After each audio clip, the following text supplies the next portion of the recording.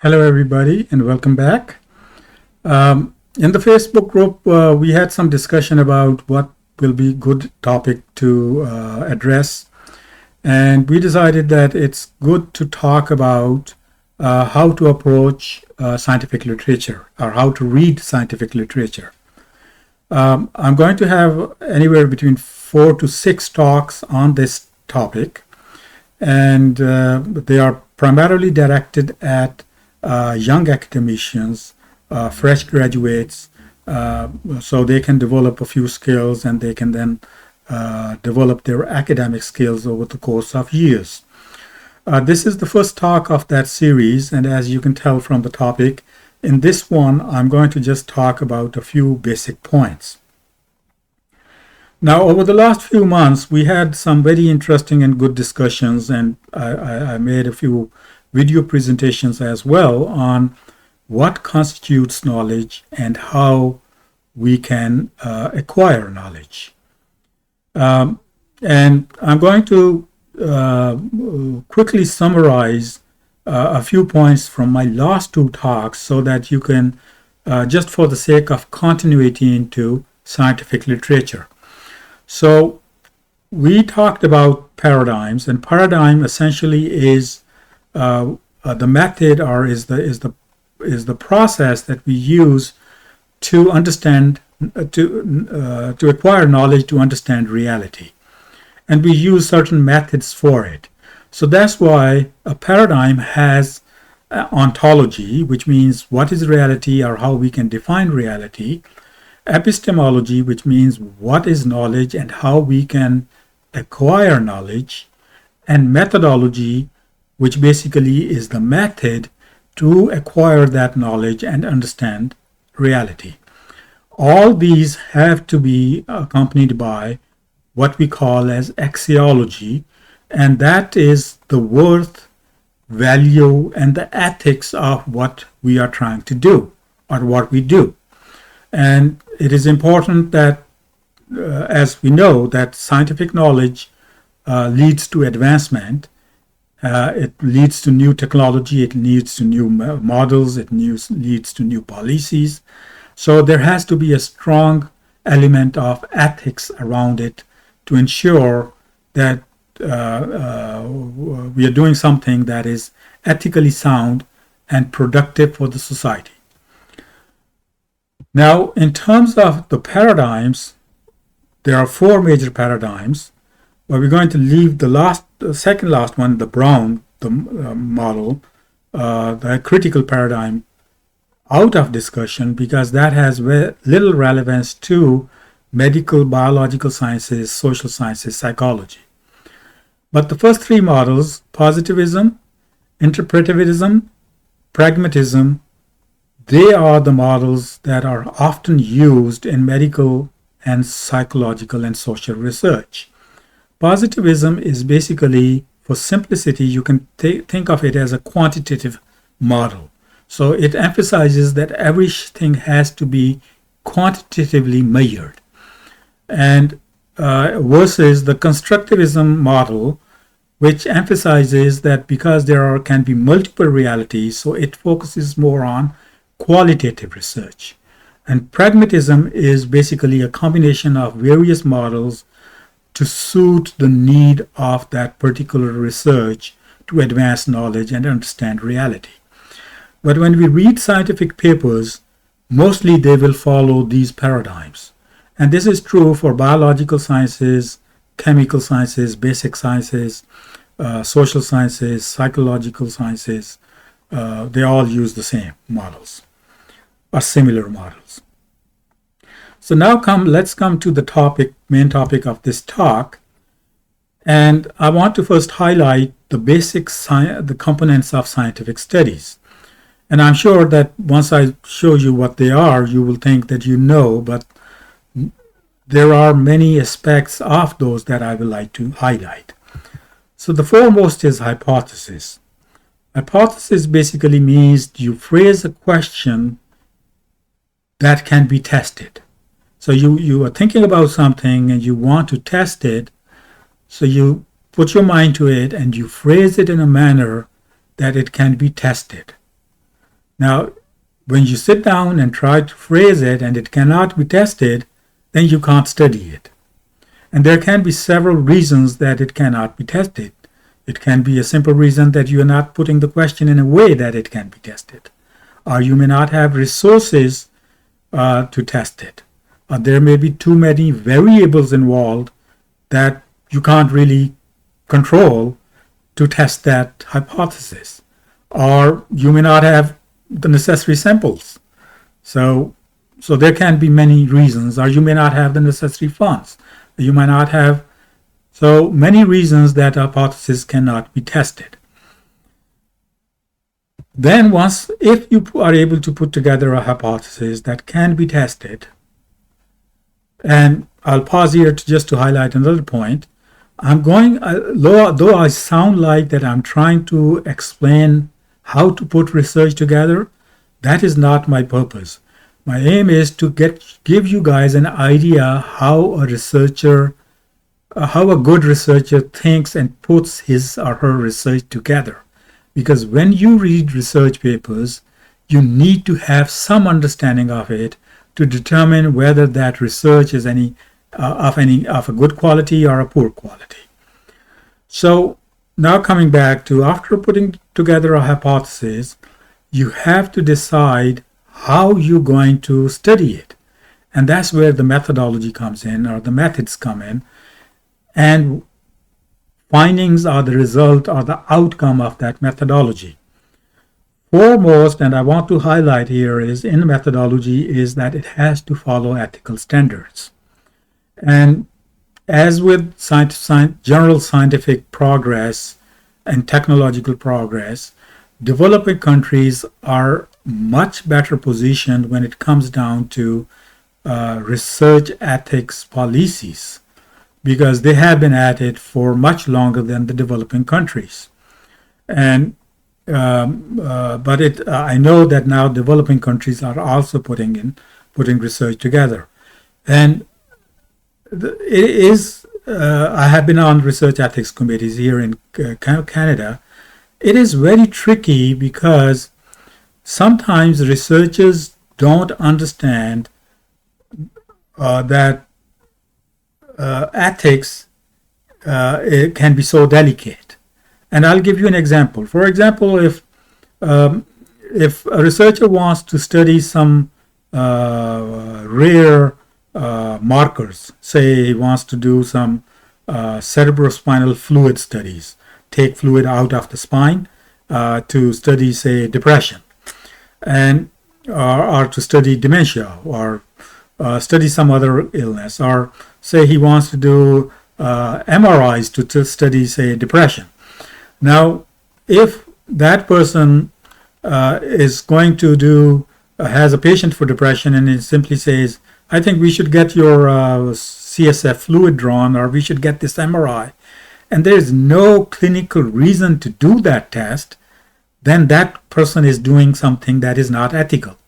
And I know that some might think, okay, I'll do this MRI, and then once I have 10 patients, I can use their data to just report in some low-quality journal who's not strong on ethics. But basically, that person would not have followed the ethics, because anything that is not clinically indicated, and you want to do it, it can be as simple as doing some type of scale, administering a simple scale, non-invasive, or it can be an invasive. But if you are doing it, if there is no clinical indication to do it, and you are doing it because you want to do some research on it, and you don't disclose it to the patient and get patient's permission for it, and you don't have specific funds, and you're using either patient's money or the hospital's money for it, then you're doing it, then you're not following ethical guidelines. So this was just to highlight that doing research in an ethical manner is very important. Then randomization is very important, because if you don't do proper randomization, study basically in many cases will get invalidated. Then controlling the variables is important, because if you can't control the variables, or if you don't control the variables, An example will be if I say, uh, um, uh, say, going for a walk every day helps with depression, and the people that I'm going to study on, they are also taking antidepressants, then how am I going to prove that it's not the antidepressant that is benefiting the patient, but the walk that their regular walk that is benefiting the patient? So we have to, and I gave a very simple example just to highlight it. I've had discussions with several people, especially from Pakistan, who have interesting ideas, but they don't understand that controlling the variables is where things get very confusing, because if you're not controlling the variables, you may think that suggesting certain thing is helping the patient, but then patient is also receiving four other type of things that can help the patient, or that can have a placebo effect on the patient. Then you have to use standardized measures. If the measures are not standardized, so if I'll give you an example, like if you can't do a study, if you're going to study distance and you say, okay, I'm not going to use meters or kilometers or yards or feet, I have this scale that I have made myself, I'm going to use this. That is not a standard tool. So how are you going to really compare those findings with hundreds or thousands of other studies that have used meter and kilometer as their scale? So any scale, any type of tool that you use, it has to be standardized. If it is not standardized, you still can do the research, but it will be a low quality research. And then one, of course, has to use proper statistics. Finally, and this is an aspect that even people, and I'm saying that as having been a reviewer for some high quality journals, even good researchers who submit papers to those high quality journals sometimes don't fully cover. And what it involves is basically that you have to put the findings in context. You can't just keep having, if you have positive findings, you just can't have in the discussion all the happy dance about, we did this research and this was the finding, and you just basically repeat what the findings are in the discussion as well, and just highlight the literature that supports your findings. You have to understand you have to highlight the literature that goes against the findings of your literature as well, and put the whole thing in perspective. Try to understand why your study and 5 other studies support or found what you found, but then there are 6 other studies that found something different or did not find what you found, and what may be the reason, because that's how science advances. Similarly, you have to describe the limitations of your own study, and often researchers and authors can become a little blinded, have a blind spot about those, and reviewers can help them understand that. But as a reader, when you are reading the discussion section, you have to, if you realize that is all about our research did this and this is what we found and this is consistent with what 5 other people have found, and there are little discussion about limitation, little discussion about what other research that contradicts the findings of this research has been out there, then that's basically a poor quality paper. Now, with scientific studies, there can be low quality, fair or good quality, or high quality. And these scientific studies or scientific articles are a product, are a human product, and any human product can be graded on scale of low quality to excellent quality. If you want to be a good academician, you have to understand you don't want to waste time on low quality literature. Because if you read a paper, 10-page scientific paper of low quality research or low quality paper, you're still going to spend an hour, say. And if you read a good paper, you're still going to spend an hour. But if you continue to read low quality, you'll stay in the low quality academia. You won't be able to understand what true good quality research is happening in the field that you are reading. So, in fact, if you have 1 hour a week that you can read some scientific paper, then it's better to read one high quality paper than you to read 4 low quality papers or any number of low quality papers, because it's not going to add to your academic skills. And if you don't develop those, as start developing those now, when you are senior, you won't have those skills to pass on to your juniors. Now, a few things make any paper a low quality paper or fair quality paper, and there are a few things that can make any paper a relatively better or high quality paper. So if the paper has too many flaws, and we will come to some aspects of statistics and some aspects of methodology and some aspects of how hypothesis is put together, how randomization happens.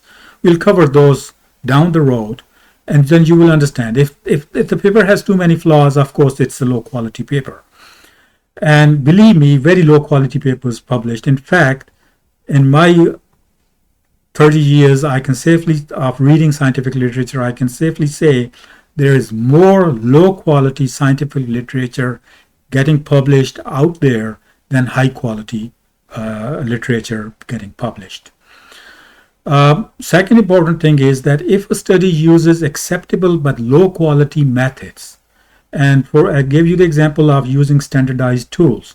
So if you don't use standardized tools, that automatically, basically, that study is a low quality study.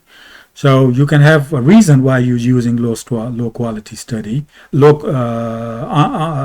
tool that is not standardized, and some journal might accept it, that's okay, but that doesn't mean that study now has become a high quality study. Similarly, some study design are acceptable designs, but they don't offer much. So they can be used as a pilot study. They can be used as a pedestal to move to a bigger or more costly study, but as such, they don't add a whole lot. And I'll give you a real example here. For example, in healthcare studies, anything that is open label, meaning there is no blinding of what you are giving, and studies that don't have placebo control, those are generally poor quality studies. They don't add much. But to put together a study that is double blind, randomized, and placebo controlled is very costly. So if we say, take an example, and this is a true example, I know it, one pharmaceutical company did some open label studies just to get an idea about if their product works in patients with generalized anxiety disorder or not. So their open label data gave them some hope that it works. So those were cheap studies, and then they said, okay, it seems promising, so let's put together this $1 million project, and they decided to do a placebo-controlled double-blinded study, and that study did not get published. That study didn't get completed because after they did the unblinding part, they realized that no, their product doesn't seem to be working, and it's not worth spending more money. So one problem with scientific literature is that negative studies don't get published.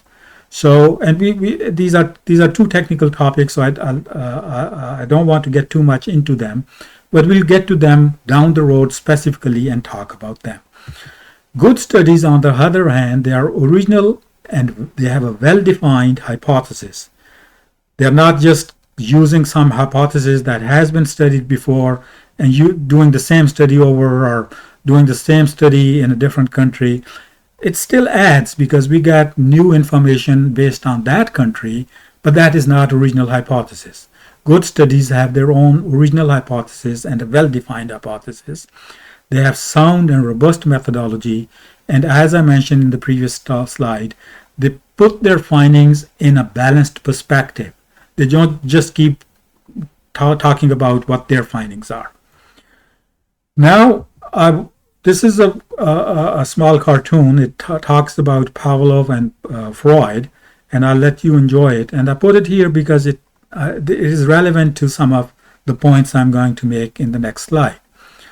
So there are three essential points that as young academicians or young graduates, if you have interest in becoming an academic and you have interest in doing research, or you want to become a teacher and you'll have trainees under you and you'll be teaching them, these three essential points you have to grasp.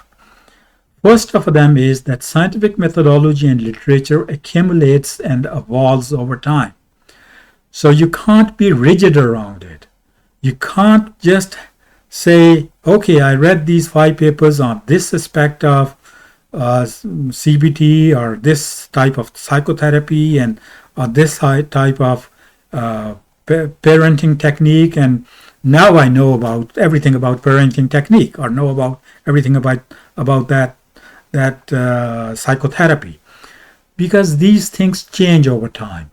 So you have to be just to give you a more clear example. If I had stuck with DSM-3R, now that DSM-5 is there, I would be outdated.